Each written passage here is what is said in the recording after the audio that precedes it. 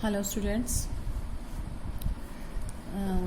So already we have completed our chapter fractions and decimal in my last video, and also hope to you that you also have done the practice of the same chapter. I also have given the assignment of the same chapter students, so कोशिश कर लेना उनको करने की. मैं discuss कर ही चुकी थी असाइनमेंट को. अगर इसके बाद भी स्टिल किसी क्वेश्चन में प्रॉब्लम आ रही है, कोई डाउट है, बाय मिस्टेक हमसे भी कोई गलती हो जाती है जैसे साइन की या फिर कोई क्वेश्चन में, तो यू कैन आस्क और you can also tell me in the comment box. ठीक है बेटा. अब जो हमारा जो थर्ड चैप्टर है आपका एनसीईआरटी का, वो है डाटा हैंडलिंग. मैं कोशिश कर रही थी कि पहले रैशनल नंबर कराने की आपको, क्योंकि बिल्कुल सिमिलर है वो as fraction chapter 9th rational number का जो था. बट ठीक है, फर्स्ट हम डाटा हैंडलिंग देख लेते हैं. कोशिश की जाएगी बेटा अभी ड्यूरिंग लॉकडाउन हम वही चैप्टर्स करें जो आपको इजीली समझ में आ जाए थ्रू वीडियोस. ठीक है, तो थोड़े से इजी चैप्टर उठा रही हूँ मैं अभी. ये चैप्टर थर्ड है, अभी तो सीक्वेंस में है, बट इसकी सिर्फ मैं आपको 2 एक्सरसाइज करा पाऊंगी वीडियो में. क्यों? क्योंकि जो थर्ड एक्सरसाइज है it is based on totally graph पे है. डाटा हैंडलिंग है, ऑब्वियसली डाटा को हैंडल कर रहे हैं तो रिप्रेजेंट करते हैं, ऑर्गेनाइज करते हैं डाटा को, तो उसमें बार ग्राफ का भी एक टॉपिक आता है. तो एक जो पिक्टोरियल रिप्रेजेंटेशन होती है आपके डाटा की थ्रू बार्स, तो उसको हम बार ग्राफ कहते हैं. बट हम कोशिश करेंगे वो हम क्लास में ही करें, क्योंकि अगर मैं अभी समझाने की भी कोशिश करूंगी तो आधे स्टूडेंट नहीं कर पाएंगे due to the lack of bar graph notebook और बार ग्राफ्स. तो only 2 exercise we will do of the same chapter, that is data handling. तो बेटा हम स्टार्ट करते हैं आज अपना नया चैप्टर जो है डाटा हैंडलिंग. तो बेटा क्या होता है डाटा को समझते हैं सबसे पहले कि डाटा क्या होता है. तो डाटा क्या है बेटा जी, किसी भी जो आप ये कह सकते हैं कि किसी भी चीज़ की इंफॉर्मेशन, लाइक मैं आपसे ये पूछूं कि आपकी क्लास में कितने बच्चे हैं, उनका नेम क्या है, तो एक इन्फॉर्मेशन आ गई मेरे पास में कि आपकी क्लास में 40 बच्चे हैं, 40 स्टूडेंट्स. अब उन 40 स्टूडेंट्स के नेम, तो ये भी एक डाटा ही हमारे पास में जो इन्फॉर्मेशन ही आई ना आप लोगों की. तो न्यूमेरिकल फैक्ट्स जो होते हैं मेनली हम अपने डाटा में इंक्लूड करते हैं न्यूमेरिकल फैक्ट्स को. जैसे मैं ये बोलूँ कि हम 3 सेक्शंस हैं हमारे पास में 7th क्लास के, तो 7th क्लास के मेरे पास मैथ्स का रिकॉर्ड क्या है, मैथ्स के मार्क्स का रिकॉर्ड क्या है. आपके FA1 होते हैं, FA2 होते हैं, तो उनके जो रिकॉर्ड रखे जाते हैं, तो उन सबको बेटा जो न्यूमेरिकल फैक्ट्स होता है किसी भी इंफॉर्मेशन का, किसी भी आपका जो भी मार्क्स डिटेल है, आपकी एज डिटेल्स हैं कि भाई 3 सेक्शन या 4 सेक्शंस हैं हमारे पास, 4 सेक्शंस के बच्चों की एजेस कितनी हैं पर स्टूडेंट, बॉयज़ हैं, तो जो भी कलेक्शन होता है हमारे पास किसी चीज़ का इंफॉर्मेशन, उसको हम बोल सकते हैं डाटा. और ईच न्यूमेरिकल फिगर, जो भी न्यूमेरिकल फिगर होती है डाटा में, उसको हम कहते हैं ऑब्जर्वेशन. फॉर एग्जाम्पल देखो, आप इसको एग्जाम्पल से समझिए.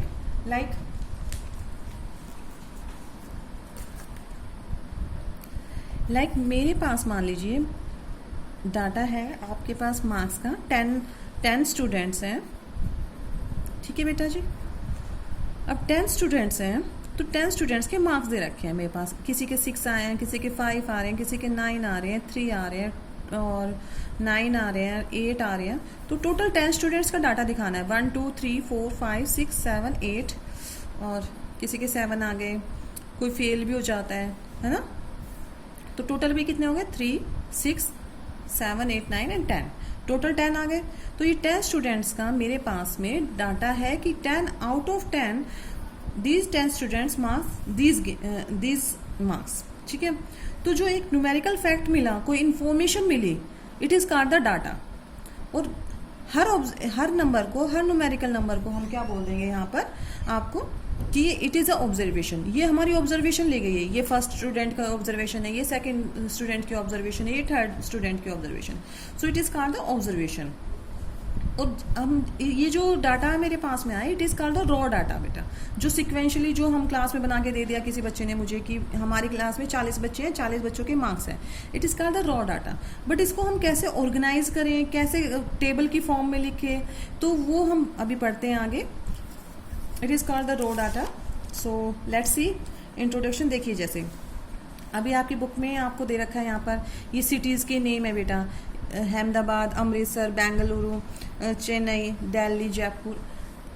तो जो भी है उसका मैक्सिमम टेम्परेचर ये नोट किया गया है, इसका मिनिमम टेम्परेचर ये नोट किया गया है। तो एक डाटा सा हमारे पास टेबुलर फॉर्म में हमारे पास इंफॉर्मेशन मिल गई कि इन स्टेट्स में ये टेम्परेचर, इसका मैक्सिमम टेम्परेचर है, it is the minimum temperature. So it is overall the data जो हमारे पास इंफॉर्मेशन मिली about this city, it is called the data. तो बेटा मैं कोशिश कर रही हूँ आपको एक एक वर्ड समझाने की बहुत अच्छे तरीके से। हैंडलिंग, अब आता है हैंडलिंग। हैंडलिंग क्या होता है? हैंडलिंग मीन्स होता है अपने आप को, अपने डाटा को रिप्रेजेंट करना। कैसे अरेंज करें हम लोग, टेबुलर फॉर्म में करना है, रो वाइज करना है, या फिर आप फ्रीक्वेंसी डिस्ट्रीब्यूशन टेबल बनाते हैं उसके थ्रू करना है। तो अपने डाटा को अरेंज करना ही क्या कहलाता है? That is called data handling. Chapter का नेम समझ में आ गया। Data, the information of the numerical facts, and handling, arranging the data in any form is called the data handling. Got it? तो हम डाटा को ऐसे एक्सप्लेन कर सकते हैं बेटा, a collection of numerical facts about any information is called the data.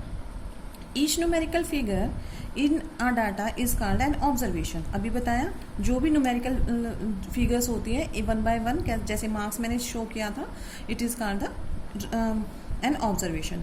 Series of individual observation is called raw data. ये तीनों चीज मैं अभी समझा दिया। रॉ डाटा कोई भी एक सीरीज में मैंने आपको मार्क्स लिख के दे दिए, ये नहीं पता है कि राहुल के कितने आए, ये नहीं पता है कि श्याम के कितने आए हैं, बस मैंने मार्क्स लिख के दे दिया 22, 24, 26। तो it is called the raw data. अब आते हैं फ्रीक्वेंसी। फ्रीक्वेंसी क्या होती है बेटा? The number of times a variable occurs in a data is called its frequency. क्या कहलाती है कि मान लीजिए अब 5 मार्क्स कितनी बार आए हैं क्लास में, कितने स्टूडेंट्स के 5 मार्क्स आए हैं, ठीक है, तो वो जितनी बार टाइम्स आए हैं उसी को क्या कहलाएंगे हम? फ्रीक्वेंसी। 10 में से 6 मार्क्स कितने स्टूडेंट्स के हैं? 7 स्टूडेंट्स के हैं, तो फ्रीक्वेंसी आ गई बेटा। अभी मैं आपको सिखाऊंगी कि जैसे फ्रीक्वेंसी टेबल बना देते ना हम लोग, वैसे अरेंज करना बताएंगे। तो फ्रीक्वेंसी आप इधर देख भी सकते हैं। फ्रीक्वेंसी क्या होती है? The number of times a variable ओकर।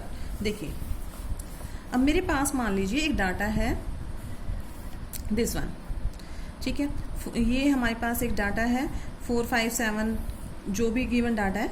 अब इसको हमें क्या करना है? ये रन स्कोर किए गए हैं बाय द बैट्समैन। तो अब इसको मुझे अगर अरेंज करना हो किसी डाटा में तो क्या करेंगे? एक तो रन स्कोर, एक हम उसका क्या करेंगे, इसको ग्रुपिंग कर देंगे कि 1 to 20 के बीच में कितने लोगों के हैं, 21 to 40 के कितने लोगों के हैं, 41 to 60। तो इनको ग्रुप करना, it is called the group data, क्योंकि ग्रुप कर दिया गया। अब देखो 1 to 20 हम यहाँ से काउंट कर लेंगे कि जो भी डाटा है कितनी बार रिपीट हो रहा है? 6 लोगों की। 6 लोग ऐसे हैं जिनके 1 to 20 से के बीच में रन स्कोर किए गए हैं, तो 6 फ्रीक्वेंसी हो गई। 21 से 40 कितने लोगों के हैं? 2 लोगों के हैं, 2 प्लेयर्स के हैं। तो यहाँ पर क्या कर देंगे? ये फ्रीक्वेंसी कहलाता है। और टैली मार्क्स क्या होता है बेटा? टैली मार्क्स होता है आपकी जो फ्रीक्वेंसी होती है उसी को हम इस फॉर्म में लिख देते हैं, ठीक है। ये एक स्टैंडर्ड फॉर्म हो गई कि 6 को हमें कैसे लिखना है? 1, 2, 3, 4 एंड 5 को हम क्रॉस कर देते हैं। तो ये टैली मार्क्स, जब आप फ्रीक्वेंसी डिस्ट्रीब्यूशन टेबल बनाते हैं तो ये फ्रीक्वेंसी लिखते हैं कि 1 to 20 कितने प्लेयर्स के हैं? 6 के हैं। 21 to 40 कितने के? 2 के हैं। तो 2 को कैसे लिखेंगे? 1, 2। ये एक अरेंज करना है अपने डाटा को कि हम कैसे अरेंज कर रहे हैं एक फ्रीक्वेंसी डिस्ट्रीब्यूशन टेबल के थ्रू, ठीक है बेटा जी। अब आते हैं नेक्स्ट हमारा जो है रेंज।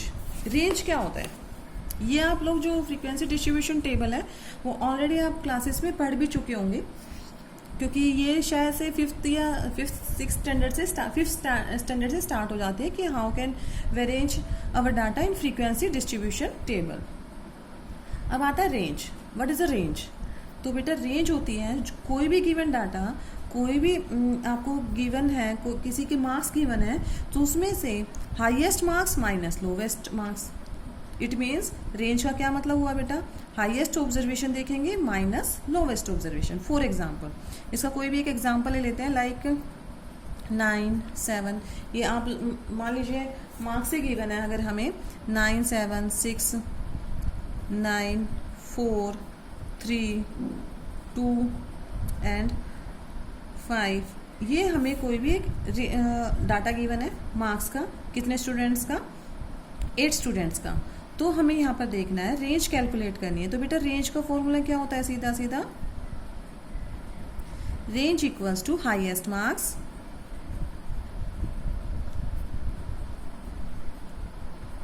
Minus lowest marks. तो अब यहाँ पर देख के बताइए मुझे, हाईएस्ट यहाँ पर कौन से मार्क्स हैं, 9, तो हाईएस्ट मार्क्स हो गए 9, लोवेस्ट मार्क्स क्या है, 2, तो हमारा जो रेंज आ गई वो क्या आएगी बेटा, डेट इज 7। तो रेंज आप इजीली कैलकुलेट कर सकते हैं। कोई भी आपको जो गिवन डाटा होगा उसकी हाईएस्ट ऑब्जर्वेशन लेनी है, माइनस क्या कर देंगे, लोवेस्ट ऑब्जर्वेशन, या फिर आप ऐसे वैल्यू याद रख सकते हैं, रेंज का formula, range is the difference of highest level और लोवेस्ट लेवल। ठीक है बेटा, अब आते हैं हमारी जो मेजर ऑफ सेंट्रल टेंडेंसी। काफ़ी सिंगल वैल्यू हो जाती हैं जो लाई करती है in between the range of the data. एक बहुत बड़ा आपको डाटा दे दिया गया, मान लीजिए किसी भी चीज़ का, ठीक है, क्लास में मार्क्स का हो गया, हाइट का हो गया, 40 बच्चों की हाइट गिवन है आपको। तो उस रेंज ऑफ डाटा में से अगर मैं ये कहूँ कि हमें सेंट्रल टेंडेंसी निकालनी है उस डाटा की, ठीक है, सेंट्रल टेंडेंसी, तो वो क्या हो जाएगी, that lie within the range of the data and representative of all the values of the data, और जो पूरी जो आपके डाटा को रिप्रेजेंट करेगी, it is called the central tendency. जो सेंट्रल वैल्यू है वो हमारी 3 चीज़ों से शो की जाती है, किस किस से, मीन से, मीडियन से और मोड से। किससे शो की जाती है बेटा, मीन, मीडियन और मोड, ये तीनों ही हमारी सेंट्रल वैल्यू कहलाती हैं, किसकी, डाटा की।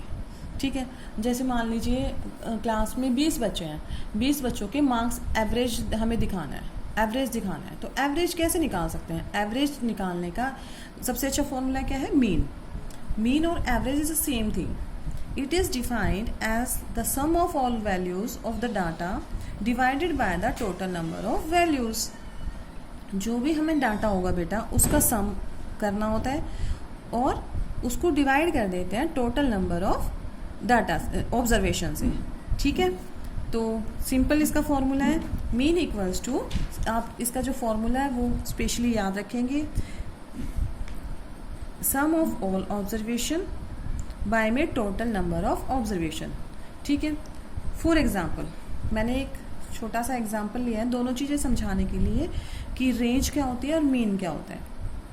अब अगर मैं ये कहूँ कि आपको ये कोई भी एक डाटा गिवन है छोटा सा 8, 6, 5, 2, 3, 4 का, कितना है, पहले नंबर ऑफ ऑब्जर्वेशंस गिनिए। नंबर ऑफ ऑब्जर्वेशंस कितने क्या होती है बेटा, 1, 2, 3, 4, 5, 6।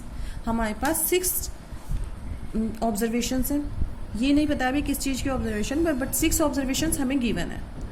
ठीक है, अगर मैं ये कहूँ कि फाइंड द रेंज, तो रेंज क्या होगी, रेंज का फॉर्मूला क्या होता है बेटा जी,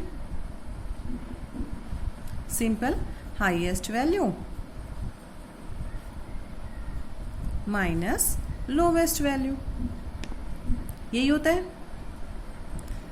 जो गिवन ऑब्जर्वेशंस है उनमें से सबसे बड़ी वैल्यू क्या होगी, 8 है, सबसे छोटी वैल्यू क्या है यहाँ पर, 2 है, तो हमारी रेंज कितनी आ गई, डेट इज 6। अगर अभी इसी का हमें मीन निकालने के लिए बोला जाए तो मीन क्या होगा बेटा जी, देखिए मीन का फॉर्मूला क्या था, सम ऑफ ऑल ऑब्जर्वेशंस, इन सब का सम। तो सम कैसे करेंगे, 8 + 6 + 5 + 2 + 3 + 4, सबको प्लस कर देंगे बाय में नंबर ऑफ ऑब्जर्वेशन। कितनी ऑब्जर्वेशंस थी, 1, 2, 3, 4, 5 एंड 6। टोटल ऑब्जर्वेशन कितनी हमारी, दैट इज 6। अब इसको प्लस कर लेते हैं फटाफट, हम इनको ऐड करेंगे तो ये आ जाएगा हमारे पास 28। ठीक है, अब इससे तो डिवाइड हो नहीं रहा, तो क्या कर देंगे, इसको पॉइंट में ले आएंगे। 6 4 जा 24 और लेफ्ट कितना 44 बचेगा ना। तो और ये नियर अबाउट आपके आ जाएगी, आप इसको डिवाइड करके देख लीजिएगा। 6 4 जा 24, लेफ्ट 4 बचेगा, 6 6 जा 36, अगेन 4 बचेगा, 6 6 जा 36। तो हमारा ये डेसिमल में आ जाएगी बेटा मीन। ठीक है, सिंपली मतलब ऐसे आएगी नहीं आपकी डेसिमल में। ये मैंने एक एग्जांपल लिया था छोटा सा कि अगर रेंज, फिर से सुन लीजिए, 2 चीज़ें सीखी हैं अभी हमने। डाटा क्या होता है पता है, रेंज क्या होती है बेटा, कोई भी आप लोगों को डाटा गिवन है तो उसकी highest observation minus lowest observation is called the range.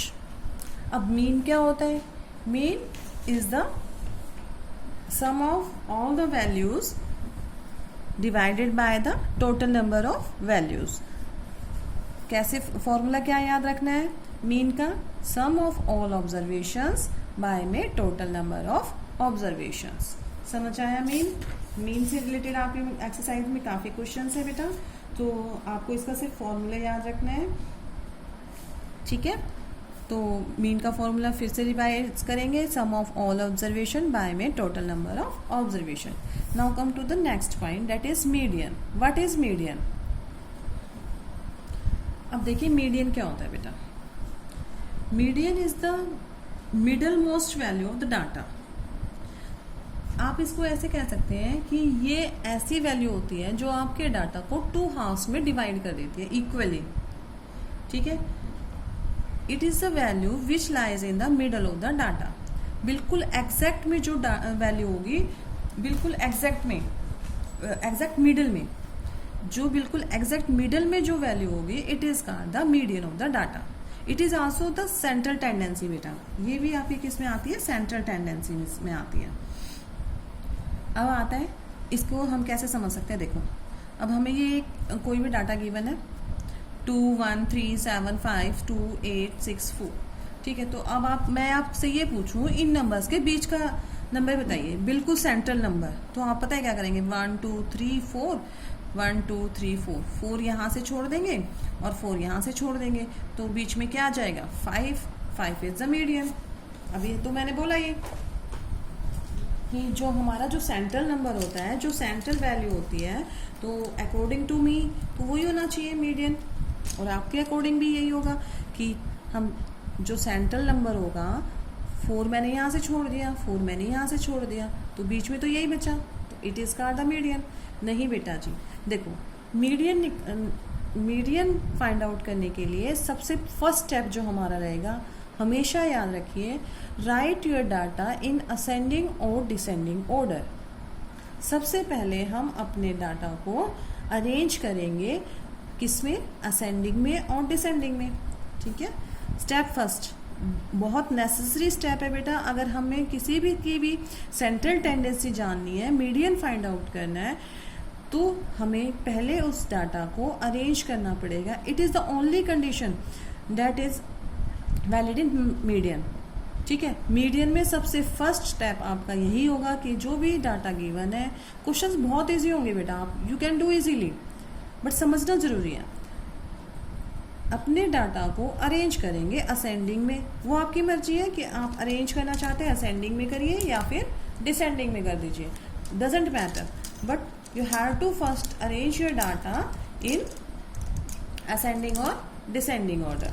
So first we write arrange the data in ascending or descending order। Arrange कर लेते हैं, आप देखो अरेंज करेंगे तो असेंडिंग में ही करके चलते हैं। सबसे पहले 1 आएगा, उसके बाद 2 2 बार, जितनी बार रिपीट हो रहा है आप उसी को लिखेंगे, उतनी बार ही लिखेंगे। 2 टाइम्स रिपीट हुआ है, लिख दिया। देन आफ्टर 3, फिर हमारा 4, उसके बाद 5, उसके बाद 6, उसके बाद 7, उसके बाद 8। अब एक बार काउंट कर लेते हैं, ये कितने थे ऑब्जर्वेशन? 1 2 3 4 5 6 7 8 9 ऑब्जर्वेशन थी। अभी 1 2 3 4 5 6 7 8 9, इधर भी हमारी 9 ऑब्जर्वेशन पूरी लिख दी। But first step this we have to arrange our data in increasing order. अब आप देखिए, क्योंकि मीडियन तो सिंपल सा लॉजिक है, हमें सेंट्रल वैल्यू चाहिए होती है बेटा। सेंट्रल वैल्यू टोटल 9 है, ये 4 मैं इधर से छोड़ देती हूँ, 4 मैं इधर से छोड़ देती हूँ। अब तो मिडल में तो यही आएगा, तो 4 is here median. Here median equals to 4। ये काफ़ी इजी लगा होगा आपको, कुछ नहीं करना। जो भी डाटा है उसको आप अरेंज करेंगे सीक्वेंस में, असेंडिंग और descending. Then after middle term जो लेफ्ट साइड से भी और राइट साइड से भी इक्वली डिवाइड करने के बाद जो सेंट्रल वाली जो टर्म बचेगी डेट इज कॉल्ड मीडियन। ठीक है, लेकिन अब बात आती है, ये तो आप इजीली फाइंड कर लेंगे। अगर मेरे पास 7 नंबर है, 7 नंबर है, तो लाइक मान लीजिए मेरे पास में 7 नंबर है, मैं इसको असेंडिंग ऑर्डर में लिख रही हूँ। 2 1 4 6 8 10 14 एंड 17। ठीक है बेटा, अब देखो कितने नंबर है मेरे पास में, ऑब्जर्वेशंस कितनी है? 1 2 3 4 5 6 एंड 7। तो 3 मैं यहाँ से छोड़ दूंगी, 3 यहाँ से, क्योंकि इक्वली छोड़ना है ना हमें तो दोनों साइड से। मीडियन क्या हो गया हमारी? मीडियन तो सेंट्रल वाला नंबर होगा, तो यहाँ पर मीडियन क्या हो जाएगा? 8। लेकिन अब आप यही चीज़ अगर इसमें होगी तो 6 8 10 14 17 एंड 18। लेकिन अगर मेरे पास में number of observation 1 2 3 4 5 6 7 8, number of observation 8 हो गई। अब मैं क्या करूं? ठीक है, नंबर ऑफ ऑब्जर्वेशन ये तो ओड थी, ओड मतलब 7 आ रही थी। ये इन केस ऑफ ओड आप लोगों को फॉर्मूले की भी जरूरत नहीं है, इक्वली दोनों साइड में देखेंगे और बीच वाली जो टेंडेंसी होगी डेट इज कॉल्ड मीडियन, जो मीन वाली ऑब्जर्वेशन होगी। But in case of even numbers में मैं कैसे करूं? क्योंकि नंबर ऑफ ऑब्जर्वेशन कितनी है यहाँ पर? 4 और 4 8 है। ठीक है, तो अब मैं 4 अगर मैं इधर से छोड़ती हूँ तो 4 इधर से भी छोड़ना पड़ेगा, बीच में तो कुछ नहीं बचा। तो बेटा क्या करेंगे, यहाँ पर देखो 3 यहाँ से छोड़िए और 3, क्योंकि हमें तो बीच का देखना है। 3 यहाँ से छोड़ दिए मैंने, 3 यहाँ से छोड़ दिए। ठीक है, बचे बीच में 2 ही नंबर बच गए। अब इनमें से आप कैसे पता लगाएंगे मीडियन कौन सा है? ठीक है, तो प्रॉब्लम आती है आपको इवन नंबर में। उस टाइम पे आपको कुछ नहीं करना, इन दोनों को लेना है 8 + 10 और इनका हाफ कर देना है। हाफ का मतलब, क्योंकि हमें तो मिडल वाली टर्म चाहिए। अब 10 और 8 में तो कुछ मिडल क्या होगा? 8 होगा या 10 होगा? तो देखिए ये हो जाएगा 18 और इन दोनों को डिवाइड करेंगे तो कितना आ गया? 9। तो बेटा जी यहाँ पर जो मीडियन आएगा आपका क्या आ जाएगा? 9। सो ओड में हम लोग इक्वली डिवाइड कर सकते हैं दोनों साइड से और बीच वाली टेंडेंसी। इवन में हम लोग क्या करते हैं? बीच के 2 लेने पड़ेंगे बेटा और उसका हाफ करना पड़ेगा। Only then we will get the median. ठीक है, लेकिन अब इसका एक डायरेक्ट फॉर्मूला भी है जो आप यूज़ करेंगे अपनी एक्सरसाइज में। ये तो सिंपल था, जो आप सिंपल तरीके से ले सकते हैं। मैं जब क्वेश्चन कराऊंगी एक्सरसाइज के तो दोनों तरीके बताऊंगी। एक सिंपल वाला, ऑब्वियसली नो डाउट कि सिंपल वाला बहुत सिंपल है, डायरेक्ट आप मीडियन फाइंड आउट कर सकते हैं। अब फॉर्मूले से कैसे करते हैं? क्योंकि बुक के अकॉर्डिंग भी चलना है हमें, तो बुक के अकॉर्डिंग हम लोग देखिए मीडियन क्या होता है।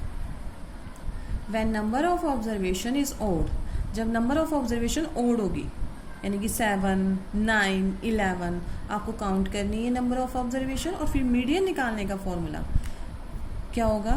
n+1 बाय में 2 th टर्म, यानी कि देखिए इसी से एग्जाम्पल से समझते हैं हम लोग। अरेंज किया हमने डाटा 1 2 3 4 5 6 7 8 9। Our observation is 9। यहाँ पर फॉर एग्जाम्पल ऊपर का ही एग्जाम्पल ले रही हूँ बेटा। अबव नंबर ऑफ ऑब्जर्वेशन कितनी है यहाँ पर? 9 कैसा नंबर है? ओड। लिख दिया। If number of observation is odd, तो मीडियन का फॉर्मूला लगाते हैं हम। मीडियन का फॉर्मूला क्या है? n की जगह क्या रखेंगे? 9 + 1 बाय में 2। TH टर्म, ये टर्म आएगी बेटा, it is not the median, ये टर्म आएगी आपकी जो इस जो ऑब्जर्वेशंस में दे रखी हैं, ठीक है। तो ये कितना हो जाएगा 10 + 1 बाय में 9 + 1 10 हो गया, 10/2। अब इसको कैंसिल आउट करेंगे, डेट इज़ 5। तो ये आ गया 5th term. It is not the answer, बार बार मैं बोल रही हूँ, ये आंसर नहीं होगा मीडियन का, 5th term is the answer. अब 5th टर्म देखते हैं यहाँ से, 1 2 3 4 5th टर्म तो मेरी यही है, तो answer is again 4। So median कितना हो जाएगा यहाँ पर 4। आया समझ में? फिर से देखिए एक बार बेटा, देखो डायरेक्ट जब निकालना होता है तो हम इक्वली दोनों साइड से छोड़ देते हैं, और जो मिडिल वाली टर्म है वो मेरी क्या कहलाएगी, median, no doubt. But if you use the formula, how can use the formula, median for number of observation odd, अगर नंबर ऑफ ऑब्जर्वेशन ओड है, जैसे यही मैंने एग्जांपल लिया है 1 2 2 3 4, नंबर ऑफ ऑब्जर्वेशन कितनी है टोटल 9, 1 2 3 4 5 6 7 8 9, 9 है। 9 कैसा नंबर है, ओड। मीडियन निकालने के लिए जब ओड नंबर है तो फॉर्मूला क्या होगा, n + 1 बाय में 2 TH टर्म। 9 n की जगह क्या रख दिया मैंने, 9 + 1 कितना हो गया 10, 10/2 को 2 से कैंसिल करेंगे, 5th टर्म आई है बेटा। ये जो फॉर्मूला है टर्म बताएगा आपको कि कौन सी टर्म आपका आंसर होगा, मीडियन होगी। 5th टर्म बोल रहा है ये, तो 5th टर्म देख लेते हैं, 1 2 3 4 5th टर्म क्या है आंसर हमारा, डेट इज 4। सो बेटा जी मीडियन इज 4। अगर नंबर ऑफ ऑब्जर्वेशन अगर इवन है तो इवन का फॉर्मूला क्या लिखेंगे, इसको याद कर लेना, n/2 TH term plus n/2 + 1 TH term. बेटा क्वेश्चंस काफ़ी इजी है, और होल डिवाइड बाय 2 वही मैंने कराया था एक एग्जाम्पल में। देखिए जैसे मैंने जो एग्जाम्पल लिया था 1 4 6 8 10 14 17 18, यही लिया था बेटा। नंबर ऑफ ऑब्जर्वेशन काउंट करते हैं, 1 2 3 4 5 6 7 8, एन क्या है हमारा 8 है। अब फॉर्मूला लगाते हैं हम। मीडियन का फॉर्मूला क्या होता है, n/2 TH term plus n/2 + 1 TH term by में होल बाय में 2, यही फॉर्मूला है हमारा। अब देखिए n/2, n क्या है यहाँ पर 8 है, 8/2 TH plus n/2 8/2 + 1 whole by में 2, ये कर देंगे। अब देखिए जब इसको कैंसिल करेंगे तो कितना आ गया, 4th टर्म, प्लस इसको कैंसिल करेंगे 4 + 1 5th टर्म बाय में 2, और यही तो मैंने बताया था। देखो 1 2 3, 4th टर्म क्या है मेरी 8 है, 5th टर्म क्या है 10, यही तो पूछा है इसने। 4th टर्म क्या है हमारी 8, 5th टर्म क्या है हमारी 10 बाय में 2, और ये कितना हो गया बेटा, डेट इज 18, और 18 बाय में 2 डेट इज 9, और यही हमारा आंसर डायरेक्ट आया था। समझ आया? ये हमारा इनडायरेक्ट सिंपल वे का मेथड था, ये हमारा बाय फॉर्मूला मेथड है। तो आप जो मन करें आपका, वैसे तो इवन वाला आपकी बुक में है नहीं बेटा, क्योंकि इससे रिलेटेड क्वेश्चंस आपकी एक्सरसाइज में नहीं है। आपकी एक्सरसाइज में सिर्फ ओड नंबर वाले क्वेश्चंस हैं, तो हम वो काफ़ी इजी है। चलिए ये फॉर्मूला समझ आ गया। अब आते हैं स्टेप फर्स्ट। देखो मीडियन निकालने के लिए सबसे पहला और necessary steps, arrange the data in ascending और डिसेंडिंग ऑर्डर। सबसे पहले हम अपने डाटा को अरेंज करेंगे असेंडिंग में या फिर डिसेंडिंग ऑर्डर में। समझ आया? सेकेंड स्टेप हमारा रहेगा find number of observation. Number of observation पता चल गया क्या होता है, काउंट किए थे हमने कितनी ऑब्जर्वेशन गिवन है, डेट इज n। और फिर नंबर ऑफ ऑब्जर्वेशन ओड है तो ओड का फॉर्मूला लगाइए, इवन है तो इवन का फॉर्मूला लगाइए, and find the median. It is overall about your median. Now the last term debt is called mode. Mode क्या होता है बेटा? It is the last basic term which will be used in finding the central tendency. ठीक है, mode is the most repeating term in the given data. सबसे easy होता है बेटा, it is nothing, it is the value that repeat occurs maximum times, जो सबसे ज़्यादा repeat होती है, जो सबसे ज़्यादा ओकर्स होती है डाटा में, it is called the mode. Mode सबसे इजी लगेगा आपको, 2 मिनट में समझ भी लेंगे। देखिए आपको ये डाटा गिवन है, सबसे पहले आप ये बता दीजिए सबसे ज़्यादा नंबर कौन सा रिपीट हो रहा है। कौन सा रिपीट हो रहा है बेटा? 5। 4 भी 2 टाइम्स है, 6 हमारा 1 टाइम है, 7 हमारा 2 टाइम्स है, but 5 is repeating 1 2 3 4 5. So here most repeating term, here most repeating value क्या हो रही है? सबसे ज्यादा क्या रिपीट हुआ है बेटा? 5. यही हुआ है 1 2 3 4 5. 5 रिपीट हुआ है, वो भी 5 बार। तो मोड क्या हो जाएगा? Answer is 5। ठीक है, काफी इजी क्वेश्चन है। इसका एक और एग्जांपल ले लेते हैं। मान लीजिए 15 17 22 13 15 13 और 12 17 13। ठीक है बेटा, अब देखिए, अब ऐसा कौन सी वैल्यू है जो आपको सबसे ज़्यादा रिपीटिशन में दिख रही है? 15 2 टाइम्स रिपीट हुआ है, 17 भी 2 टाइम्स रिपीट हुए हैं, 22 ओनली 1 टाइम है, 13 is the value that repeat 3 times. ठीक है, 13 13 13। So mode is nothing, only the value that repeats mostly. ठीक है, mode is the most repeating term और most repeating value in the given data. तो most repeating value यहाँ पर क्या है? Repeating value equals to 13। So mode क्या हो जाएगा बेटा? Simply that is 13। समझ आया? Mean, median, mode. So students, आप लोगों को समझ आया होगा जो अभी टॉपिक कराया गया।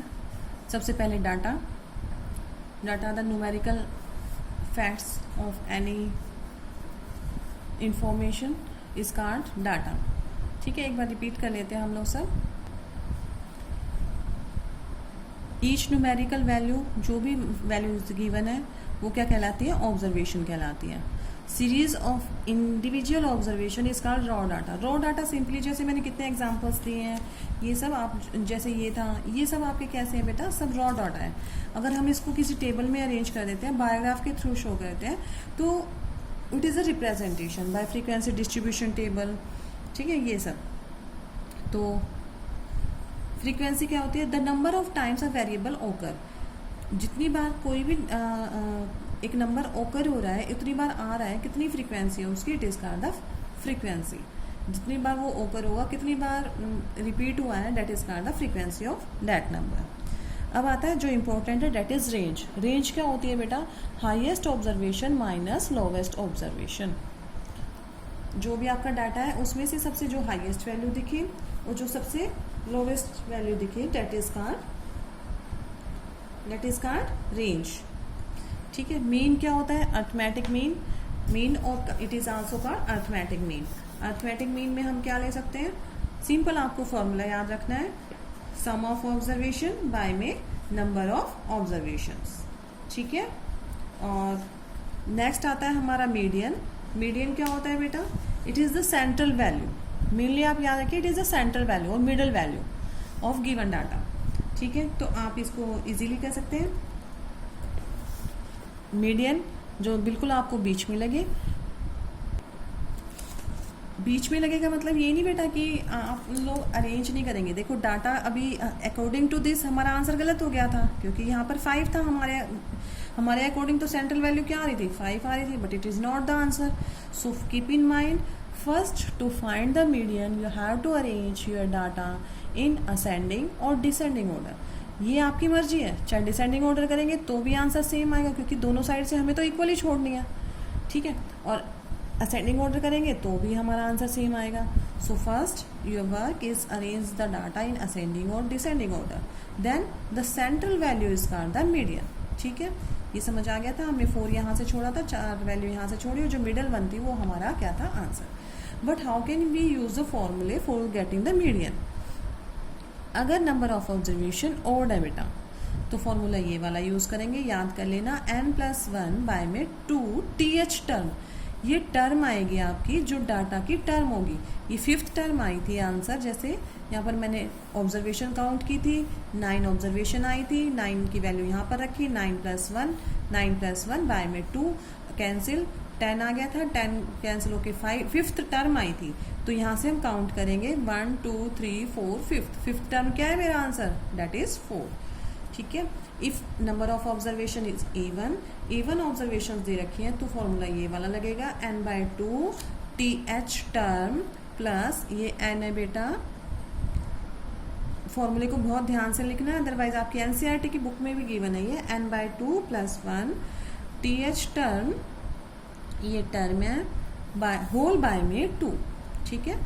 अगेन जो steps use to find the median, arrange the data in ascending और descending order, find number of observation that is n, find median whether it is number of observation, depending on number of observation whether it is odd or whether it is even.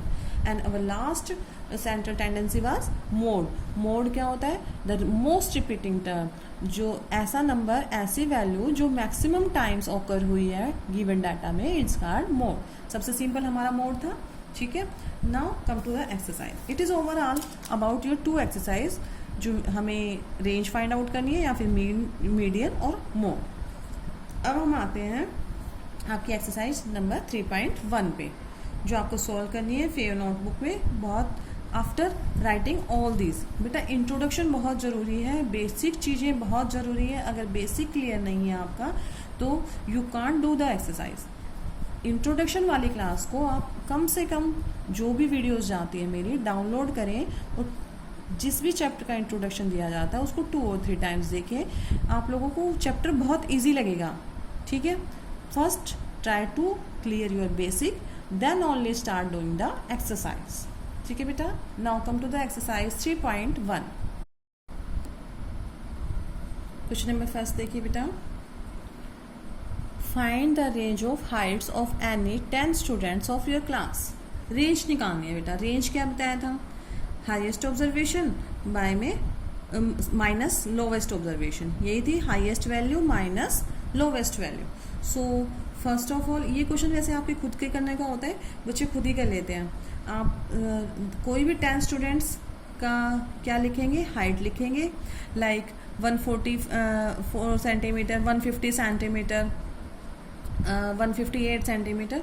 चलिए मैं करा देती हूँ, but you can take the values yourself also. ठीक है। तो कैसे करना है देखिए,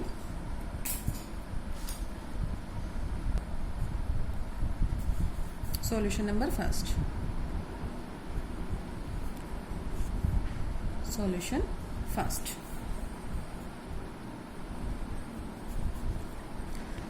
take the example of heights. Height के एग्जाम्पल ले रही हूँ मैं, कोई भी 10 स्टूडेंट्स के, like heights of 10 students in centimetre, centimetre में लेके चल रहे हैं, लाइक 154, 150। यहाँ पर आप मेंशन करेंगे बेटा यूनिट, यहाँ पर आपको लिखने की जरूरत नहीं है। 154, 150, 152, 154, 150, 154। हाइट तो रिपीट हो सकती है ना, क्लास में जो 10 बच्चे हैं उनकी हाइट लिखनी है, वो आप अपनी मर्जी से भी लिख सकते हैं, लेंथ शॉर्ट और लॉन्ग ले सकते हैं। 1 2 3 4 5 6, 150 2, 155। नॉर्मली मतलब जो हाइट ली है मैंने नॉर्मल स्टूडेंट्स के लिए, सो 148। ठीक है।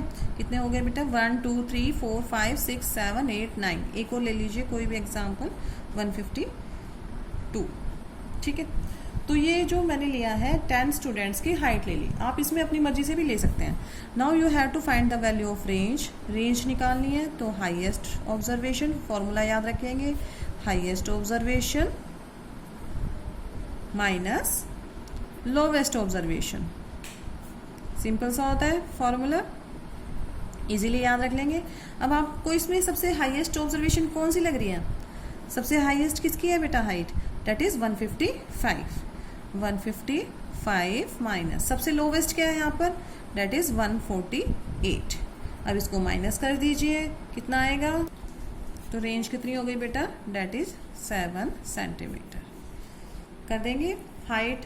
क्वेश्चन नंबर फर्स्ट था हमारा, you have to find the range of 10 student of your, find the range of height of 10 student of your class. कोई भी 10 स्टूडेंट्स के आपको डाटा लेना था हाइट्स का, तो मैंने ये सब लिए हैं, आप अपनी मर्जी से भी ले सकते हैं।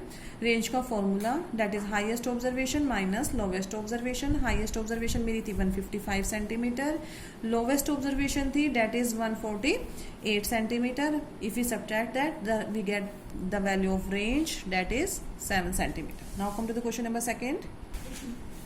ऑर्गेनाइज, क्वेश्चन नंबर सेकंड देखिए बेटा, organise the following marks in a class assessment. ये जो आपको जो डाटा गिवन है ये मार्क्स है, इसको आपको क्या करना है, एक टेबुलर फॉर्म में अरेंज करना है। विच नंबर इज हाईएस्ट, इसमें सिर्फ देखना है कि कौन सा नंबर हाईएस्ट है। Which number is lowest, lowest कौन सा है। Find the range of the data and find the arithmetic mean, arithmetic mean निकालना है। ठीक है, तो हम इसको एक टेबुलर फॉर्म में अरेंज कर सकते हैं। कुछ भी लाइक देखिए क्या है यहाँ पर आपको डाटा जो गिवन है वो किस चीज़ का है बेटा, मार्क्स का, मार्क्स का गिवन है। तो देखते हैं, लेट्स सी कैसे करेंगे इसको अरेंज इन डिस्ट्रीब्यूशन टेबल। इसको किस में फॉर्म करना है, टेबुलर फॉर्म में। टेबुलर फॉर्म क्या है, टेबल बनानी है आपको। देखिए बेटा, अब हमारा डाटा देखते जाएंगे और हम इसको ऐसे आप लोगों को अपनी जो फ्रीक्वेंसी डिस्ट्रीब्यूशन टेबल है और टेबुलर फॉर्म में हम कैसे अरेंज कर सकते हैं अपने गिवन डाटा को। अब देखिए हमारे मार्क्स थे 1 से लेके 9 तक, तो इनको पहले अरेंज करेंगे। 1 कितनी बार रिपीट हो रहा है, ओनली 1 टाइम। तो जितनी बार रिपीट होता है that is called the frequency. ठीक है, तो 1 है, टैली मार्क्स में 1 लिखेंगे। 2 हमारा रिपीट हो रहा है 1 ओनली 1 टाइम, तो इसके सामने भी हम क्या लिख देंगे, 1 टाइम। तो बेटा ये मैंने अरेंज कर लिया है। आप देखिए हमारे जो मार्क्स थे 1 कितनी बार रिपीट हो रहा है, ओनली 1 टाइम। ये आप खुद से करना है, आपको इसकी हेल्प नहीं लेनी है। बुक से खुद को डाटा को अरेंज करना है। 1 to 9 मार्क्स दे रखे हैं, तो 2 कितनी टाइम रिपीट हो रहा है, 2 टाइम्स। तो 2 टाइम्स के लिए टैली मार्क्स हम क्या लगा देते हैं, 2। और 3 1 टाइम है तो 1 टाइम। ये 4 3 टाइम्स रिपीट हुआ है तो 1 2 3 टैली मार्क्स में हम हमेशा ऐसे सिंबल यूज़ करेंगे। और 5 जो 5 है वो 5 टाइम्स रिपीट हुआ है बेटा। ठीक है, तो 5 टाइम्स को कैसे रिप्रेजेंट करेंगे, 1 2 3 4 और 5 कैसे लगा देते हो, ऐसे क्रॉस कर देते हो। ठीक है, 6 कितनी बार है, 4 1 2 3 4 7 2 टाइम्स है तो 2 टाइम्स, 8 1 टाइम्स एंड 9 भी 9 टाइम्स। ये टोटल ऑब्जर्वेशन जब हम ऐड कर रहे हैं that is 20। It means 20 students की क्या है, ये ऑब्जर्वेशन गिवन है। तो ये हमारी क्या फॉर्म हो गई बेटा, एक टेबुलर जो गिवन डाटा था वो एक टेबल की फॉर्म में, टेबुलर फॉर्म में हमने रिप्रेजेंट कर दिया। अब हम इसके आंसर्स कर देते हैं फटाफट। आंसर्स क्या है देखिए, विच नंबर इज हाईएस्ट, कौन सा नंबर हाईएस्ट है यहाँ पर, हाईएस्ट नंबर क्या है बेटा, हाईएस्ट है हमारे पास 9। सबसे हाईएस्ट नंबर कितने आए हैं, डेट इज 9। सेकंड पूछा है which number is lowest, second number lowest पूछा है। काफ़ी इजी चैप्टर होता है ये, बस समझ में आना चाहिए आपको। बेसिक नंबर है हमारा दैट इज 1। ठीक है, और थर्ड में इसने पूछा है what is the range of the data. तो रेंज क्या हो जाएगा हमारा, what is the range of data. Range क्या होता है बेटा, हाईएस्ट नंबर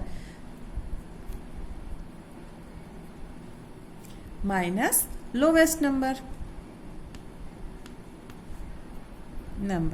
तो हाईएस्ट नंबर क्या था हमारा, डेट इज 9 माइनस 1, तो रेंज कितनी आ गई हमारी, डेट इज 8। रेंज कितना कैलकुलेट किया हम लोगों ने, 8। अब हमारा मीन क्या होता है बेटा, लास्ट पार्ट जो है वो है हमारा अर्थमेटिक मीन। अर्थमेटिक मीन हम कंटिन्यू करेंगे नेक्स्ट पेज पे।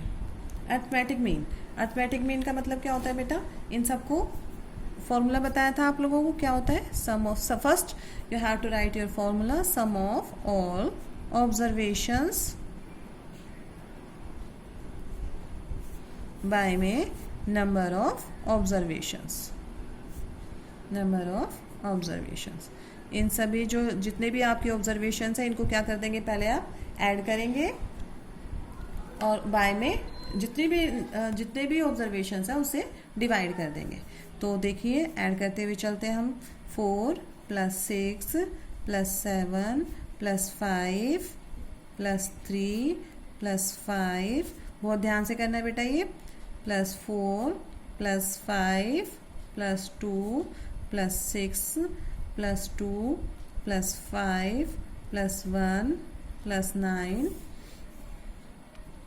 +6। ये एक ही लाइन में अगर कोशिश करना एक लाइन में आ जाए आपके, +6 + 5 + 8 + 4 + 6 + 7, ये सबको प्लस करके किससे डिवाइड कर देंगे, number of observation. Number of observation तो हमने गिनी थी, कितनी थी, 20। अब इनको ऐड कर देते हैं एक बार। हाँ जी बेटा, इन सबको हम ऐड करेंगे तो हमारा आंसर हो जाएगा डेट इज़ 100 बाय में 20। इन सबको ऐड करने पे 100 आ रहा है और ये टोटल नंबर ऑफ ऑब्जर्वेशन थी डेट इज़ 20। अब हम इसको कैंसिल कर देंगे, 2 5s are 10, so answer is 5। So our mean is 5। काफ़ी इजी क्वेश्चन है। जिसके पास एनसीईआरटी बुक है बेटा, एनसीईआरटी की बुक में काफ़ी अच्छे तरीके से दे रखे हैं क्वेश्चंस भी और आंसर्स भी। आप एक बार टैली करते चले अपने answers. Now come to the question number 3। आज ये लास्ट क्वेश्चन करेंगे हम लोग। Solution number 3, find the mean of first 5 whole numbers. आपको फर्स्ट 5 होल नंबर्स के मीन निकालना है। तो बेटा फर्स्ट 5 होल नंबर्स क्या होंगे, ध्यान से लिखेंगे। फर्स्ट 5 होल नंबर्स पहले राइट करेंगे, क्या होंगे, कहाँ से स्टार्ट होते हैं whole number. Whole numbers are the number that start from 0 से स्टार्ट करेंगे। 0 1 2 3 4, 5 तक लेंगे या 4 पे रुक जाएंगे, 4 पे रुकेंगे बेटा। देखिए हमें फर्स्ट 5 होल नंबर्स बोला है, 1 2 3 4 5 नंबर्स तो हो गए हमारे, 0 भी तो इंक्लूड होगा ना, ठीक है। तो इनका मीन निकालना है। मीन का फॉर्मूला क्या होता है, simple, sum of observations, sum of all observations by में number of observations, number of observations, यही होगा, ठीक है। तो sum of observation कितनी हो जाएगी बेटा, सम कर दीजिए, 0 + 1 + 2 + 3 + 4 बाय में नंबर ऑफ ऑब्जर्वेशन कितनी है, 1 2 3 4 5 है। तो मीन कितना हो जाएगा, इनको ऐड कर देंगे, डेट इज 10 बाय में 5 और आंसर आ गया हमारा 2। तो मीन कितना हो गया, mean equals to that is 2। आ गया समझ में, काफ़ी इजी है। मैंने बोला था एक्सरसाइज हमारी काफ़ी इजी रहेगी बेटा, ठीक है। तो ये जो क्वेश्चन है, क्वेश्चन नंबर 4, ये आप खुद से ट्राई कर सकते हैं। एक बार देख लीजिए हमारे पास जो डाटा है। Solution number 4, a cricketer scores the following run in 8 innings. ये जो एक क्रिकेटर के स्कोर है कितने में, 8 इनिंग्स में। 8 इनिंग्स में स्कोर गिवन है, डेट इज 58 76 40 35 46 45 0 एंड 100, ठीक है। 8 इनिंग्स है, ठीक है। स्कोर्स यहाँ पर लिख सकते हैं, स्कोर्स इन 8 इनिंग्स, इतना है। तो आपको इसका मीन खुद फाइंड आउट करेंगे। मीन क्या हो जाएगा बेटा, फाइंड द मीन स्कोर पूछा उसने, मीन क्या हो जाएगा, सम ऑफ ऑब्जर्वेशंस बाय में नंबर ऑफ ऑब्जर्वेशंस, ठीक है। सीधा सीधा हम लोग सबको प्लस करेंगे, 58 + 76 + 40 + 35। बेटा जी एक बार काउंट जरूर कर लिया कीजिए जब आप बुक में से लिखते हैं, क्योंकि हो सकता है एक हमारा रह भी जाए। 1 2 3 4 5 6 7 8 इनिंग्स है, तो 8 ही आपकी ऑब्जर्वेशन होनी चाहिए हर हाल में। 45 + 0 + 100, ठीक है। 1 2 3 4 5 6 7 8 इनिंग्स है, तो 8 के स्कोर लिख लिए 8 इनिंग्स के, और नंबर ऑफ ऑब्जर्वेशन कितने लेंगे, डेट इज 8। और अब हमारा मेन आ जाएगा, इन सबको प्लस कर लेंगे। ये आप लोगों का काम होना चाहिए, इन सबको प्लस करके ऐड करके देखेंगे, प्रैक्टिस करेंगे, ठीक है। इनको ऐड करेंगे तो हमारे पास आ जाएगा 400 बाय में 8, तो हमारा मेन कितना हो जाएगा बेटा, 8 1 जा 8, 8 5 जा 40 और ये आ गया मीन।